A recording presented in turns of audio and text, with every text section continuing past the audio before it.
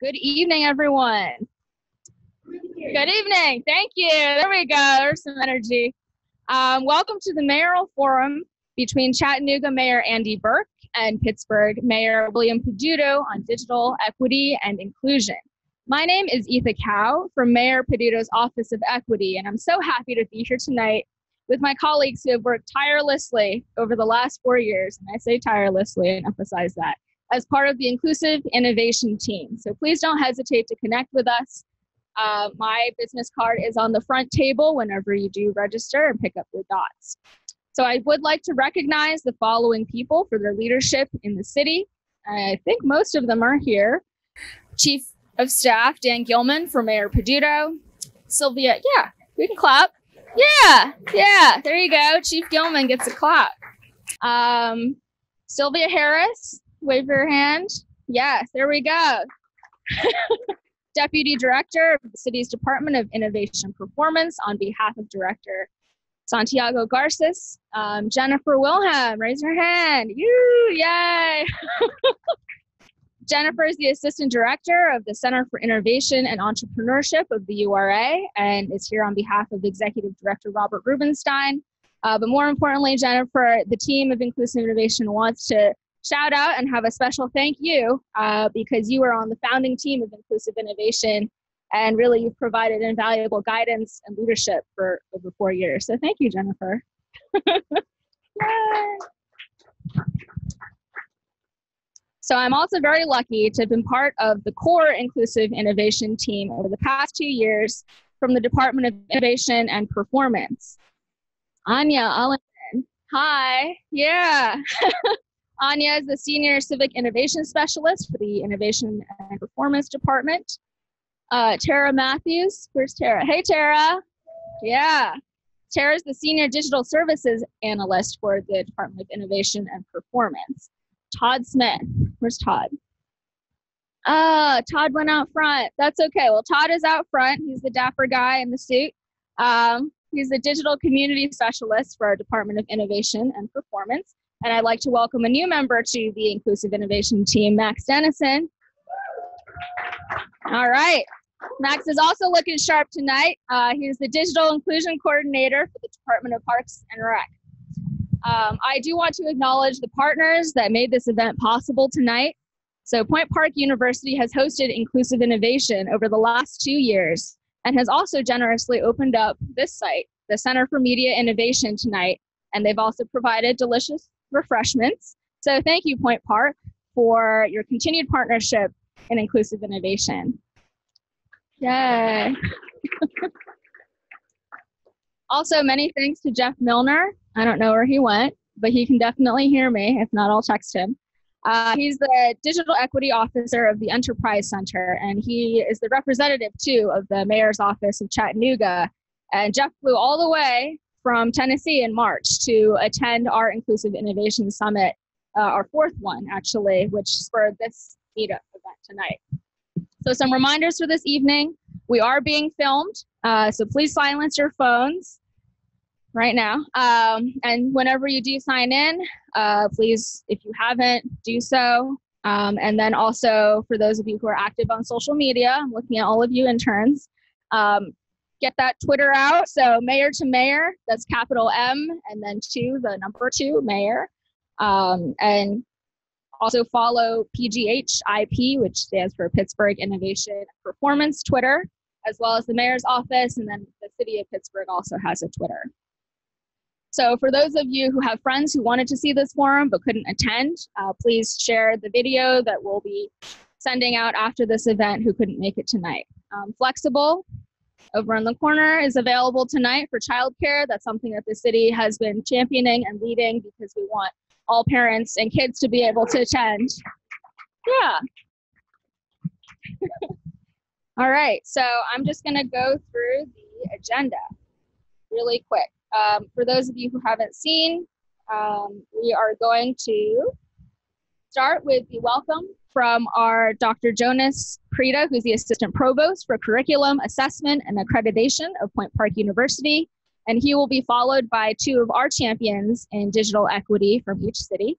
So there are so many to choose from, but we decided on Toby Greenwalt, who's the Director of Digital Strategy and Technology Integration at the Carnegie Library of Pittsburgh, and also Josh Lucas, who is the founder of Work Hard PGH.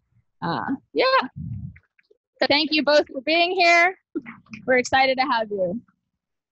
On the Chattanooga side, we have Lon A. Little, Director of Assistive Technology at Signal Centers Chattanooga, and then Meredith Levine, who's the Head of Youth Services for the Chattanooga Public Library.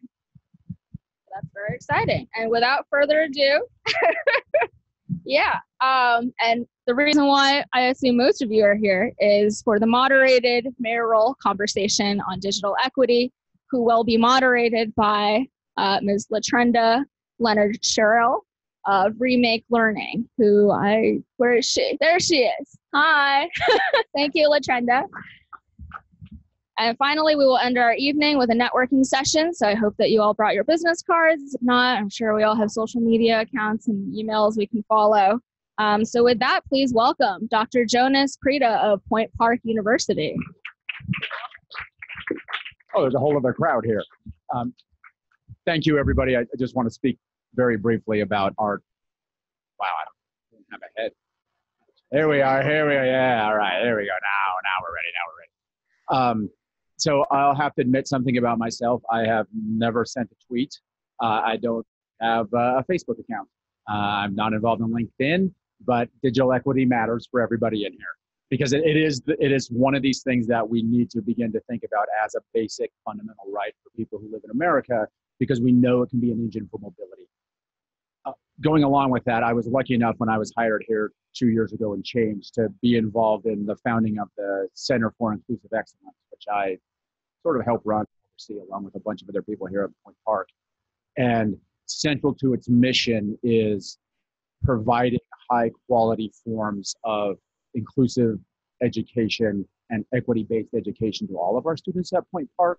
And so that's why it's very easy when the city of Pittsburgh wants to put things on like this for Point Park to say yes, because it's an exciting time to be both in the university that treasures ideas about inclusion and equity, and then also to be involved in a city that is also really starting to grapple with these kind of important questions about what's going to happen as Pittsburgh moves forward in 2025, when the high-tech world really begins to take over.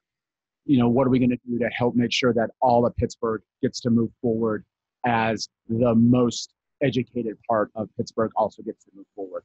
And so that's kind of what discussions like this should be about, is how do we make this accessible for everybody? Sorry, I just slipped into lecture mode right there. I was a faculty person before I became a boring administrator. Again, I just want to thank everybody for coming out tonight. Hello, all our friends out there virtually in Chattanooga. Really excited to hear what you're doing with having internet be a basic public right, especially high-speed internet.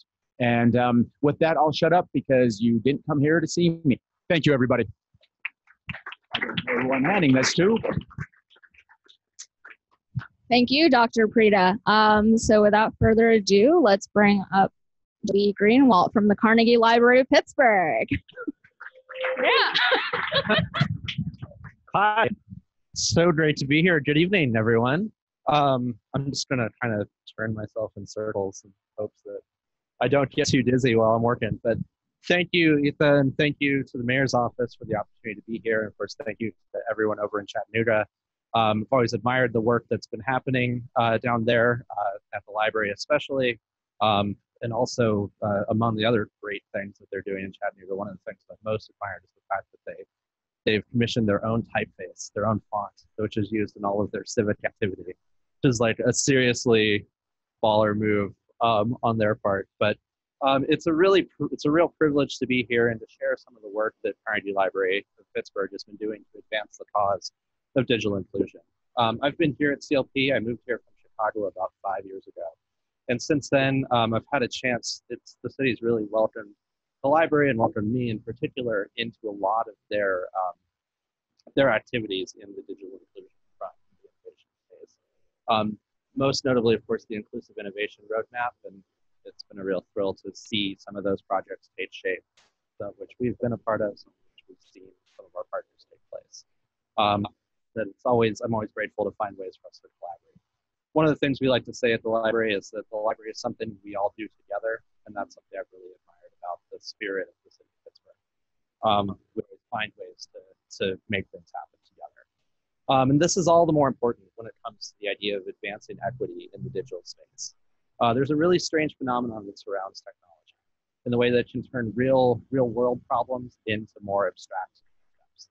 You know, the fact that something happens on the other end of the computer means we start to think of it as less impactful, but it really is.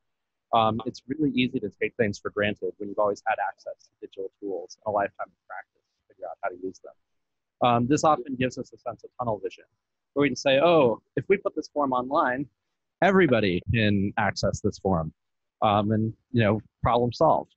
But what if you don't have reliable access to the internet or the skills to even locate that form online? Stuff like this that we end up discussing at the library on a regular basis. The digital divide can't be solved with a one and done solution. It really takes a multi-threaded approach for multiple people working in multiple spaces. And particularly, it takes time. CLP itself, we're an organization that's been around for 125 years. So we've been in a place where we always try to think long-term about what we're doing and to use our mission of engaging the community in literacy and learning to create diverse, equitable spaces that live up to the promise of being truly free to the people. We have that etched in stone above our main library, and we take that pretty seriously. At CLP, we've always thought about digital access as kind of a three-legged stool. If one of these elements are missing, the whole enterprise kind of tips over, and you get into trouble. So if one thing's missing, they might as well all be missing. First off, you need hardware. And since the advent of the internet, libraries have rushed in to provide computer access to people who don't have it, creating opportunities to people who lack their own devices. Our users, for example, have used public PCs in our space for over 26 million minutes collectively last year. That represents over 50 years in total time. Some of that, hopefully, we think has been used doing real services, creating new businesses, applying for jobs, and maybe visiting Facebook once or twice. You also need bandwidth, second leg of the stool. As more and more services go online, people need reliable high-speed access. We're proud to serve as a community resource for data, whether you're using one of our 19 locations as your office or as a place to shoot off a quick message to someone you know. And of course, you need training. None of this stuff is really worthwhile unless you really know how to use what's going on. In the best situation, computers can be frustrating, even when things are working properly. What do you do if you're just starting out? How do you expect to fill out a job application if you've never used a mouse before? How do you stay in touch with your loved ones if you've never set up an email account?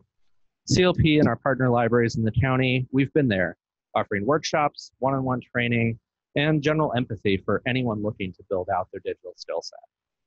But we're also starting to see, this stool is kind of nice, but we're also starting to see that we need to add additional legs to it. And with that, we're continuing to think of new ways to help address this digital divide. For one thing, we've learned that not everyone has the luxury to visit us during our open hours. Work, childcare, other obligations can make it tough to use our computers. And if you have other obligations, it can be hard to use it for the amount of time it takes to do things like start a new business or get a job. So to help address that end, we've made over 200 Chromebook and hotspot bundles, as well as about 180 Wi-Fi hotspots available to the public to check out for up to 21 days at a time. We've also expanded our technology training opportunities at all levels.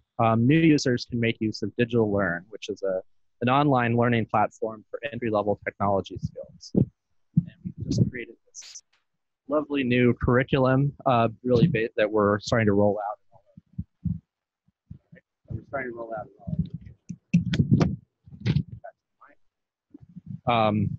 We're continuing to experiment with this, offering more training and free software for people learning media production, digital graphics, and coding.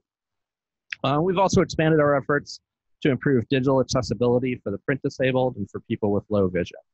We've adapted new accessibility principles for our website, and we continue to retrofit old content to be compliant.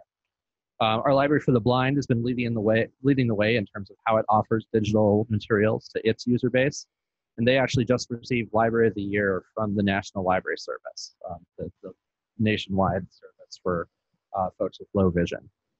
On top of all that, we're also finding new ways to better elevate and amplify the voices of the people that we serve.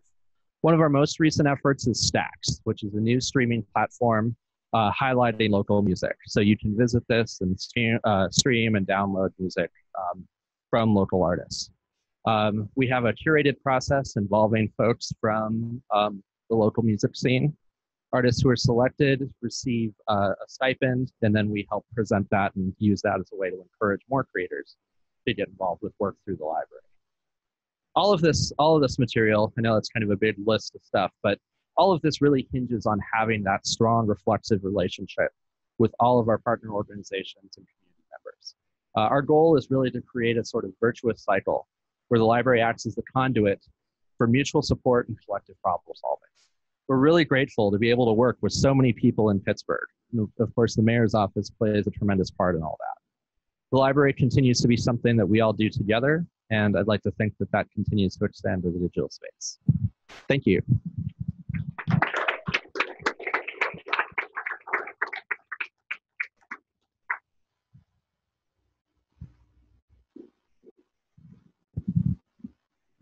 Wonderful. Thank you, Toby, for speaking about the great work that you're leading at the Carnegie Library of Pittsburgh. Next up, we will actually have a speaker from Chattanooga. So Jeff, would you like to introduce them? I would. I'm going to bring up the incredible Lana Little from Signal Centers. They do more work in Chattanooga than you can possibly imagine. She is the Director of Assistive Technology Services, and I will let her take it away.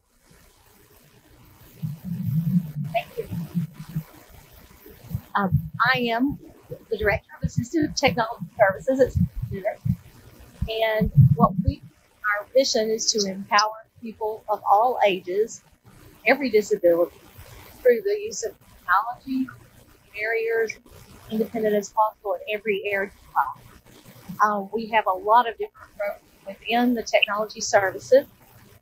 We have community services, we do employment services, we work with older adults. So we have all ranges of things that you can do. We talk about looking at pieces and digital access. Digital access is a part of what we have just this week, we're in the process of having a chatter camp. What that is we offer a camp each year for children who use communication devices. Better? Can you hear me now? Yeah. Okay. Yeah. Could you speak up a tiny bit? Okay, sure. Thank you. Okay. What we have going on this week is Chatter Camp. And this is a camp we've done for several years now. And we keep expanding every year, where we invite children from all over the community who are unable to speak otherwise without using a communication device. And they might be the only child in the school system that uses a device like this. But we have the whole classroom of kids in every classroom. They all use communication devices. So they get to attend a regular camp. They have fun. They communicate and they learn. This week, we're using transportation as the theme. So they were talking about airplanes one day, and then they're talking about trains another day. So every day we fluctuate, and it expands their vocabulary. So core vocabulary building is the whole point on an educational level. It's been really a growing thing in our community, where we get calls from everybody about Chatter Camp. So that's what this week is. Most recently, Global Accessibility Awareness Day. We had a big event. It's a Technology Access Summit, and we partnered with City of Chattanooga, UTC, and numerous businesses across the Chattanooga area. And it was wonderful. It was our first event, and it was attended by approximately 200 people. We had business people there, HR people, IT people. We had teachers. We had college professors and the disability resource departments that came from colleges all across Tennessee. We also had a large representation of people with disabilities there, using multiple types of communication. So it was really a good awareness event. The people with disabilities felt very included. Everybody was really freely giving information, talking with each other about what access means to them. We had presenters on panels who use assistive technology to be able to access their phone, their email, any kind of digital access. And so by having an end user there, being able to talk to the IT people is wonderful, because that was one way trying to bridge that gap of aftermarket retrofits for employment. That's the part that's troublesome. So by meeting with web designers and finding out more about how to make it be accessible on the front end, it was very successful. So that was our event, and it was very good. We'd like to do it again next year, and we thank City of Chattanooga and all of our partners that made it such a success. Thank you.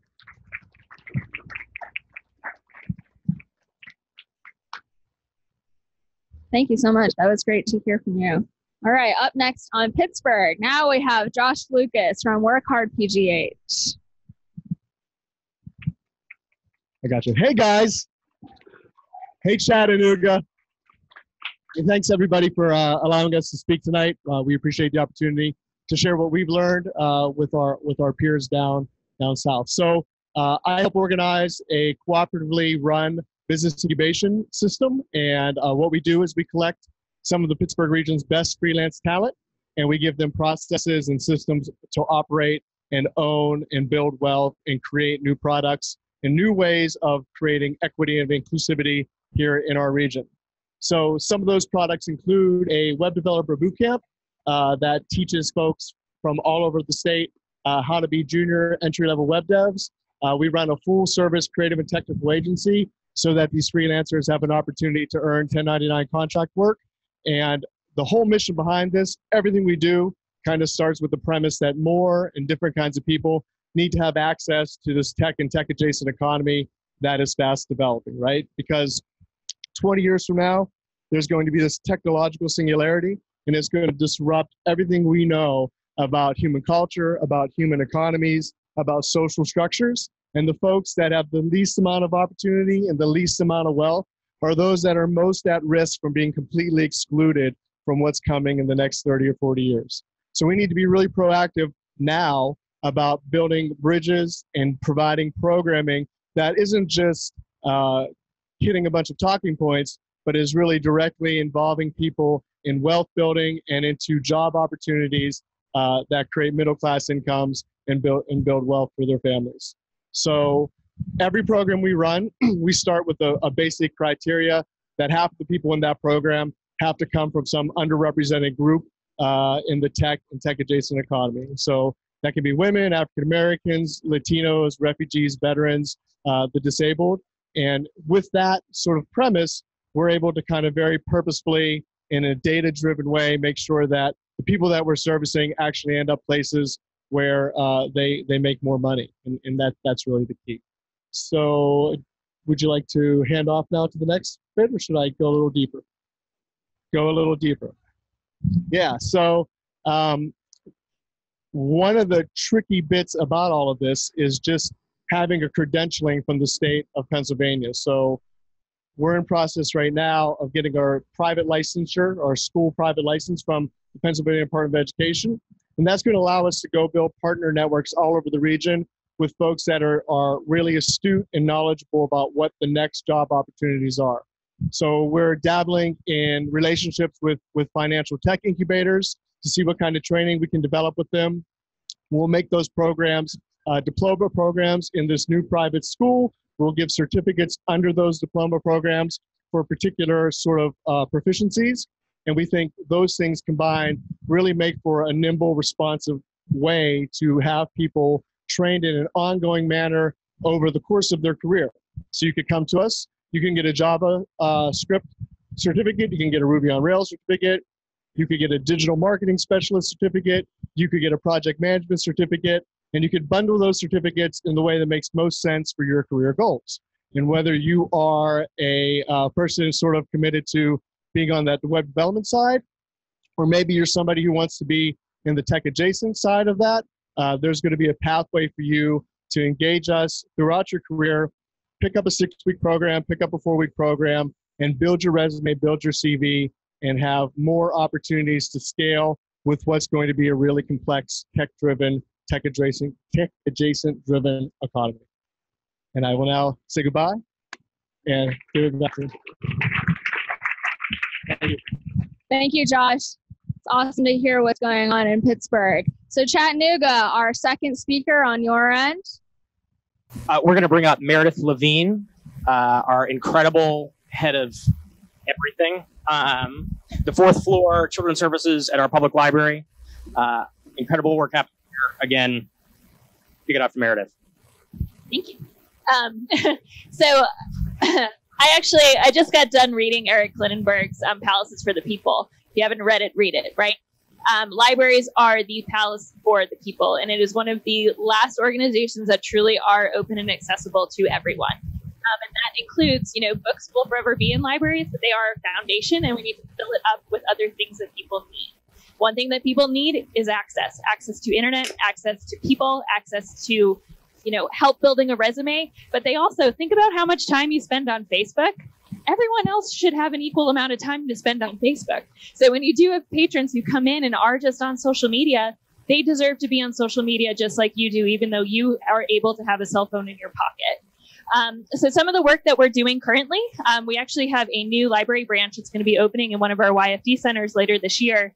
And we're going to be piloting a program where patrons can actually check out Chromebooks so they can take a laptop home. So they'll be able to bring this technology into their house. And that includes an internet connection as well with it. We're also working with our immigrant and our undocumented population right now with a program called Uno por Uno. So we have some staff who are working with these kids at one of our local high schools, and they actually help them with computers and scanners, and we made family emergency packets for them. So in the case that one of their parents gets deported, they have all of their information. And if it wasn't for us to help them with that technology, they wouldn't know where to start, right? So we're doing that, and it's been going pretty great. Some other things that we do for kids, they can come in, they don't need to have a library card, they can get right on a computer. We're also helping parents who, if they're having trouble getting their kids access to healthcare, if they need to print out those forms or if they need to fax those forms to the state, we're not going to charge them for that, that fax or for that paper, because this is something that is good for our community, and this is a little bit that we can do. And then, that a lot of it is the lower tech, but on the high tech side of things too, everybody should have access to Adobe Creative Cloud, right? So in our makerspace, we have budding, entrepreneurs and creatives who can come up there. They can get on Photoshop. They can make a logo. We just had a woman the other day who's doing a cupcake business. She came up. She didn't have a logo. She didn't know where to start. We set her up, and she walked out with a logo, and now she's working on the tent that she's making for the market. So these are things that, we take really seriously. And the library will continue to give our patrons access to whatever they need to make our communities better. Thank you so much. Wow. It's really exciting to learn that there's so many awesome things happening on the Chattanooga side as well as Pittsburgh. So now, without further ado, I wanted to bring up our moderator, LaTrenda. There she is. Woo! There's LaTrenda from Remake Learning, also wears many other hats, was a former deputy chief of education and my former boss. Yeah. So LaTrenda's doing amazing work in the CS field in STEM, and she's really a champion and a leader in all of this in Pittsburgh. So here you go, LaTrenda. Awesome. I was her boss. I didn't know that, guys. So I'm just going to go ahead and bring up the mayor, Mayor William Peduto of Pittsburgh. Clap, clap, clap. And where is Your former boss. Yes. He was my former boss. And hello, Mayor Burke of Chattanooga. Hello, good to kind of see y'all. Okay, kind of see us. Okay, so I guess we can sit. Want to sit? Okay. All right. I'm pregnant. I can't. Good to see you, Andy. Well, it's good to see you. The last time, actually, I was in Pittsburgh, so I love Pittsburgh. And as Bill knows, Chattanooga and Pittsburgh are a lot alike. So we both are these old steel and foundry towns. We have the rivers and the bridges. And the last time that I was there, Bill made me go on the Monongahela incline, and I live to tell about it. And I'm very, very proud that you got me on the incline, and I'm still here. Awesome. So just to frame this conversation, and I'm hoping I can get a lot of this from the two of you. So we talk often about opportunity. So we talk about that very often. We create opportunities in cities. That's where we start. And then we move to access, right? We try to figure out who needs to be a part of this.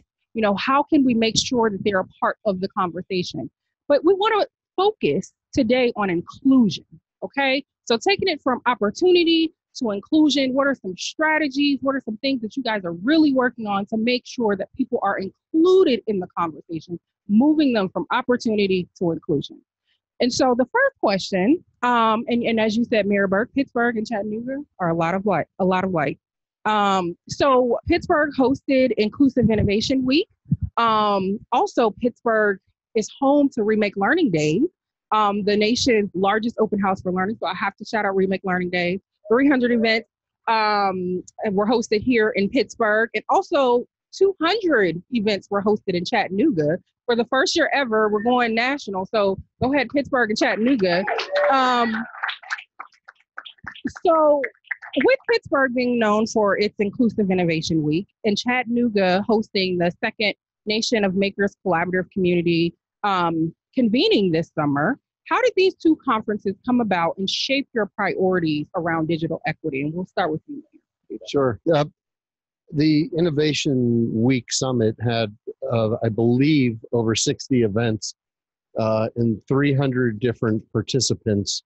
And the goal was simple. We realized very early on that approximately 25% of the households within the city lack the connection to broadband or are not educated or trained in being able to utilize a computer. That's a staggering fact. 1 out of 4. It's like saying 1 out of 4 homes in Pittsburgh don't have a road. If you're not and don't have the ability to be online, you're going to miss out on opportunity. So Inclusive Innovation Week recognizes who those individuals are, where they are, and works with nonprofits in order to be able to reach out. Remake Learning works with the kids. We focus in on, at a very early age, getting kids involved in STEAM programs and being able to utilize foundations, nonprofits, universities, everything, and looking far beyond the city's borders. And in fact, going down south and through Appalachia this year, to be able to create programming around that's fun, but at the same time it's educational and provides basically like badges to individuals that are the building blocks for what they'll need in the future. Mayor Burke? Well, great. And for those of you who are in Chattanooga, Mayor Peduto, who's up there, is really a national leader in some of this, and it's great for us to have these kind of exchanges because we can really hear from them about what they're doing. Hopefully we're able to add something to the conversation, but I appreciate hearing from y'all, both the people who were on before and also Mayor Peduto, because I know how respected they are around the country. So it's 2019. I think there's a fundamental debate about fairness in our country that's going on. That's just part of the ether around us. And as we talk about fairness, technology is a huge piece of that. Is the technology around us making us fairer or less fair as a country and as a society? And that's why I think these conversations are so important, and we have to be talking about this and finding solutions because we determine the outcome to these questions. They don't just happen. We determine whether how these questions are answered. And as Meredith was talking about earlier, a central piece to our lives every day, Bill said it's like not having a road. A central piece to our lives today is technology. Are we able to access entertainment? I watch a lot of my entertainment now online instead of on TV. Well, it just changes your life if you don't have access to that same kind of entertainment. changes your life if you don't have access to the job applications that some other people do. So on both quality of life side and also this really functional side, we have to find new solutions. And so NOMCOM, which is our abbreviation for this Maker conference that's starting here next week, what was picked as this is an international conference. They're going to have people from all over the world coming here. And we're really going to be talking about the power of networks. And Chattanooga has this thing, we have this saying, working together works. And despite the kind of seeming simple that phrase, it really is true. And the more people that we can get working together, the better off we all are. And so we're going to be talking about things like education, arts, technology. We're going to get these people who are in the maker space to work with us about what can be better in our city, what can be better in their cities. We're even going to be, I think, working with Remake Learning. So Latrinda will be helping us out there. And for us, I think ultimately this is about continuing a conversation about this fairness issue. And when we say digital equity, that's what we're really talking about is how can we make sure that we determine that the technology that's out there helps us to be more fair, not less fair. Thank you. And speaking of fairness, could you tell us a little bit more about the Gigabit story and the work that you've done with that project and how you've expanded access in your area for that? Well, Latrinda, we mayors hate to brag, but I will go on and do it just this one time and just for you. So Chattanooga has the fastest, cheapest, most pervasive internet in the world. 600 square mile fiber optic network that connects up every single home and every single business in our area. And for those people in Pittsburgh, I think this is important to understand. Doesn't miss anybody, no matter where you live, no matter what your business is like, no matter whether you care about it. You have the fastest internet connection in the world attached to your home. That's up to 10 gig. And so for us, we want to figure how we use that. And so at the beginning, we built this out to be a smart grid that helps with energy. One piece of fiber can carry all the data in the world. That blows my mind, but it's apparently true. One strand of fiber can carry all the data in the world. And so we're only limited by basically the science of the switches and things like that. And over the course of time, we've tried to figure out how we harness this so that we don't just have this thing that's sitting out there that we don't use. We actually are bringing it to life. So we're right now in the Edney building in Chattanooga. That's our innovation center. It's been a big piece of what we're trying to do. And at the foundation and at the core of our innovation district is digital equity, and how we make sure that more people have access to technology in the world that it brings. Thank you. Can I jump in on that? Because, mayors also steal a lot. And so as soon as I heard of Mayor Burke and what he was doing, I asked, how can we do this? Pennsylvania state legislature prohibits municipalities in the state of Pennsylvania from competing against private companies in the delivery of services. So we are prohibited to create the system that Chattanooga has, even though it would be a great benefit to our local economy. And as long as Comcast is located in Philadelphia, I don't see the state changing that law. However, the city of Pittsburgh can create a municipal fiber system, much like what they have in Chattanooga. And then we can invite Pittsburgh Public Schools to partner because they're not a private entity. We may not be able to put 10 gigs into people's homes, but every library in the city of Pittsburgh could bring 10 gigs to any senior or child in the city of Pittsburgh who would go to one, or a rec center, or a senior center.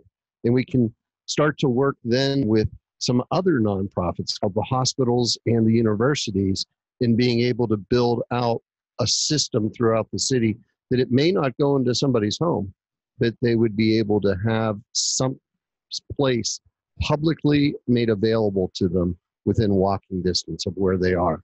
So we're seriously looking right now at the opportunity, and Director Garces of Innovation and Performance, it's really a very important initiative for him to be able to do that, because access is one of the three key areas that we realize where the greatest disparity is. Training and ability is another, and then all around STEAM operations. That's why I want to thank, there's a lot of people here from INP, but there's people here from the Housing Authority. There are people here from Parks and Rec, because it's now a part of all of our departments on how we can hit all three of those areas. So if I could just say one more thing. So Mayor Peduto has been talking about, he's a leader in trying to make sure that more people have access. I know he's been talking about, to me, about how you replicate at least pieces of this, but I do want everybody here to know it's not just that Comcast is in the state legislature in Pennsylvania. In Tennessee, of course, Chattanooga tried to expand our network to serve our neighbors, many of whom live 5 and 10 minutes away from where this technology is, and they have dial-up access. And our state legislature said no. Not only did they do that, but when we went to the FCC, they granted us the right to do that. The state sued us. So just think about that. The state sued us to stop us from giving 10 gigabit service to people who live in their state.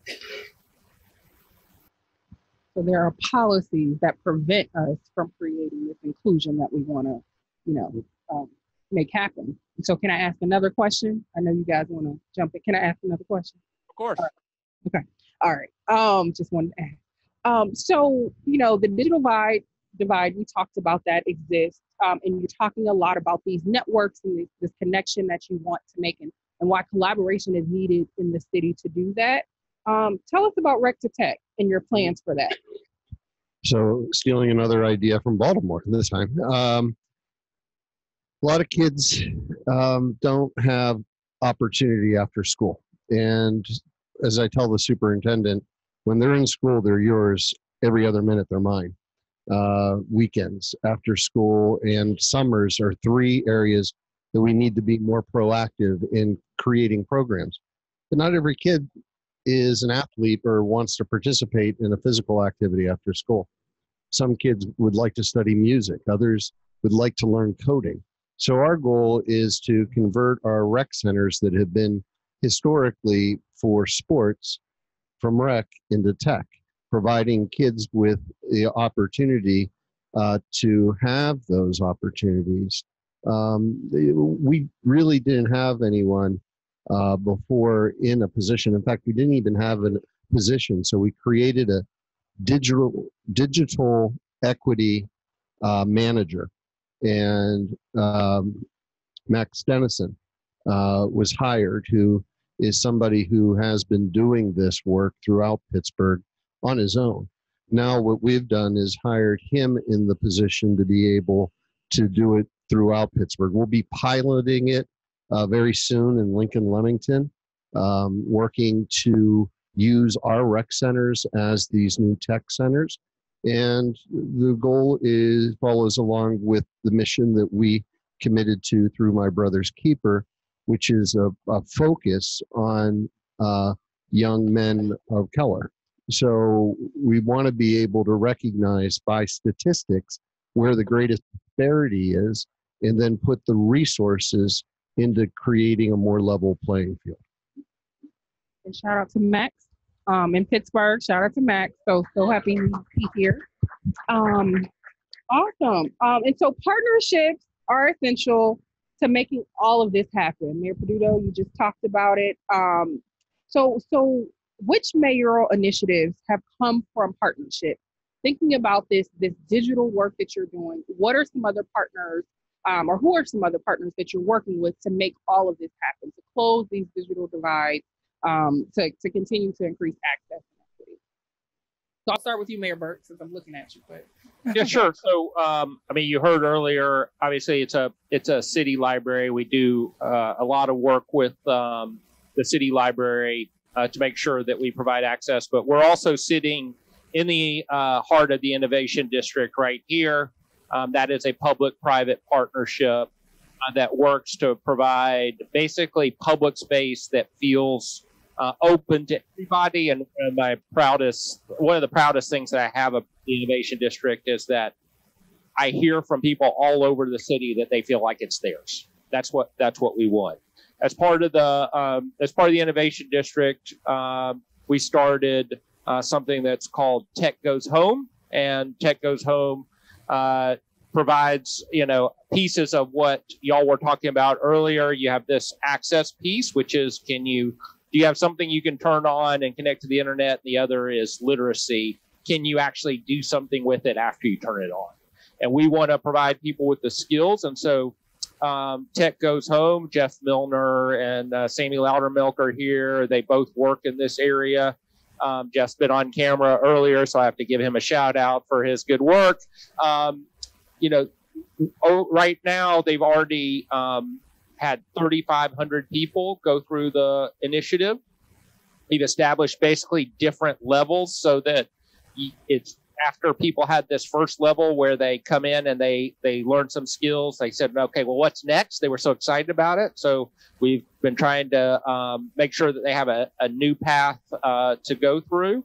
And those kind of partnerships are necessary because obviously city government wants to do it all, but unlike Pittsburgh, we don't have all the resources in the world. I know that Mayor Peduto just has infinite amounts of resources that he can use, but here in Chattanooga, we actually have to figure out how we use those resources as wisely as we can. And so part of the public-private partnership is about expanding our opportunity and making sure that people can find places in their neighborhoods or around the city to get this kind of education. So Mayor Peduto, tell us about PGH Lab and the Connect Home program that's been happening. Really, I think that gets to the inclusion part that we've been sort of talking about broadly. Yeah, Connect Home was a program that came out of the Obama administration. And the goal was to be able to get 350,000 households connected and engaged in digital literacy. So we've been running different programs with this throughout the city. One of my favorites was very early on. The Greenfield Senior Center wasn't even connected. There was nowhere for seniors who wanted to get online to really go and be able to utilize computers and the internet. And so we partnered, we worked to get a studio built. We put in about 15 computers, and then we offered the seniors the opportunity to learn how to use the internet. And I went on day one, and I walked in, and kind of cool little, should have taken a picture, but all these grandmas and grandpas behind the computer, like they're at the first day of school in the first grade. And I asked one question. I said, how many of you will this be the first day you've ever been on the internet? And they all raised their hand. Imagine the world that they just got at that point of life, and being able to now see that ad on TV and go to the center when they're having lunch with their friends and saying, hold on, I want to check that special out that I saw. And so that was a beautiful thing. But Knowledge Hudson's here from the Housing Authority, and the Housing Authority created a special initiative in Northview Heights. And we worked with 34 adults in Northview Heights to teach them to be able to do the same thing, to get on to the internet. And then we gave them each a computer. And they're now in their own home with the ability to do it. You'd love to hear about big programs like the program that you helped to create, Learn and Earn, that helps 2,000 kids. But sometimes those ones that help 15 or 34 are just as impressive. What about PGH Labs? PGH Lab is basically reaching out to our startup community and saying, look, government's risk averse. Those that are involved in the startup economy take on risk. They see things differently than we see. You pitch your idea to us, and then we'll partner with you to implement it. And we created programs and apps on composting and better bus circulation and being able to know when it's recycling week. And I still use that app, and that's the only way I can remember. And I think we've been able to have, I know we've gone through 4 cycles in about 30 companies, 26, 23. And we give them that first opportunity to take their company to that next level of having a market that they can then show others that they have success. So it's a great partnership in the sense of they provide us with something that we may not even be thinking about. We provide them with the opportunity to succeed. Awesome. Awesome. So this is my last question. Okay. What are the biggest barriers to achieving digital equity that you foresee in the coming 5 to 10 years in your respective cities? And so we'll start with you, Mayor Burke, and then we'll end with Mayor Peduto. Can you kind of fade out for 1 second? What are the biggest barriers to achieving what? Digital equity in the next 5 to 10 years that you foresee in your city. Yeah. Okay. You're starting with me. The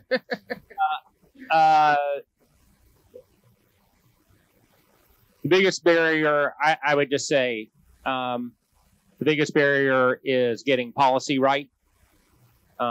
We don't have the right policies. I can just tell you from our state, and I've had this conversation with people many times. When it comes to building out the infrastructure, and Mayor Peduto pointed this out earlier, but I can tell you this from witnessing it in Chattanooga firsthand.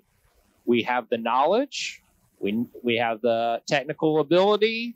It's not a financial problem, it's a political problem. Like, that's broadband is, it's just a political problem because we know how to do this. Chattanooga has done it. We've seen how it works. We've modeled it for even rural areas. We know we can do it, and we haven't done it. That's just politics. That's terrible. The second issue is that so much of digital literacy, the literacy part of equity, comes from places like our schools, and at least in Tennessee, we haven't gotten those policies right. So that more people have access to them and can use that properly. We went through a period of time where we thought of ourselves and people thought of us as the place where people went for low wage, low skill, low education jobs. That's no way for a community to survive. And a big piece of that is, are you educating people in a way that allows them to use things like the internet and all the technology that comes with it.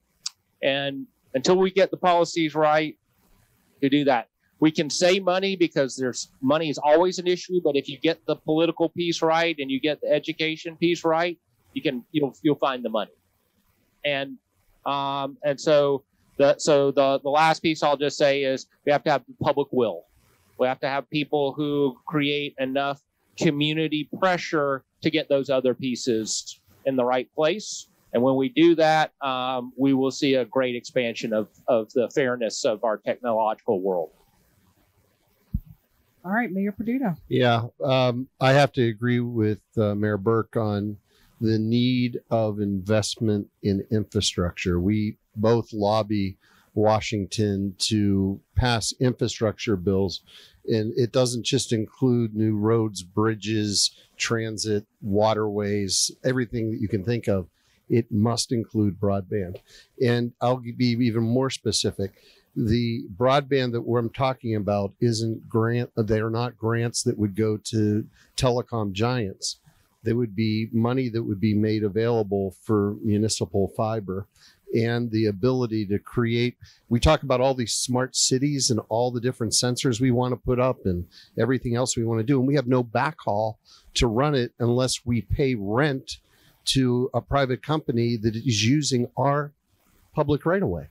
I mean, that's crazy. It's like owning a house, having somebody rent your house, and then them telling you have to pay them for a service that you could provide anyway. So if there were grants made available for cities to be able to coordinate utility services, to be able to say, okay, we're going to tear up all these streets and we're going to replace all the water lines.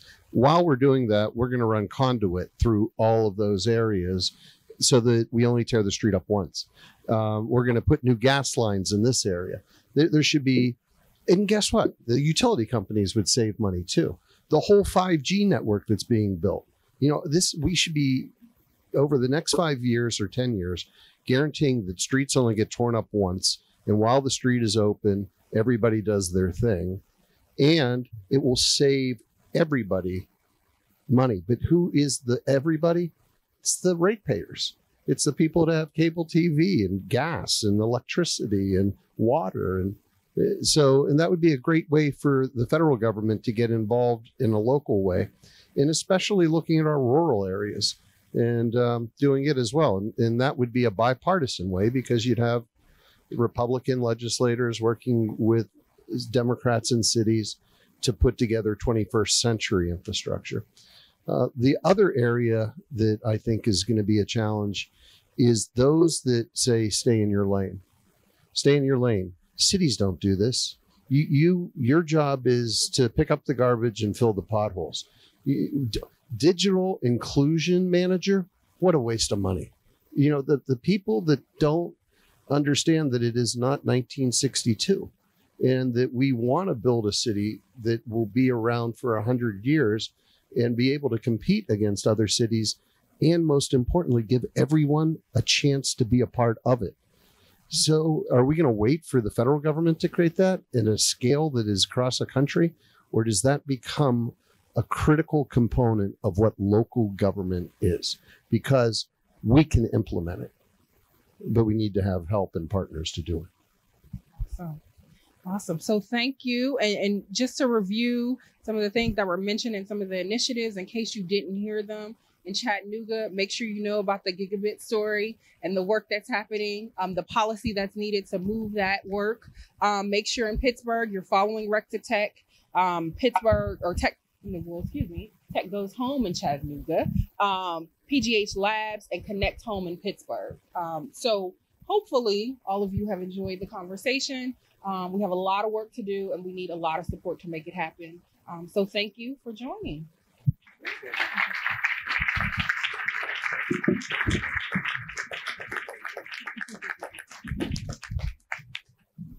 I hand you the mic. Thank you, Mayor. And thank you, LaTrenda. Thank you, Mayor Burke. And thank you, Jeff, for making this all happen. The tech team at Point Park University, as well as at Chattanooga, have been amazing. And all of you here in the audience, this couldn't have happened without you. So now we are going to move into the networking session. So please make sure that you're able to connect with each other. If you'd like to speak to your counterpart cities or your highlights, the partner highlights, please do so. Thank you all for attending. This was the first time that we have done this on the Pittsburgh and I believe on the Chattanooga side. So this was an accomplishment. So thank you all for attending.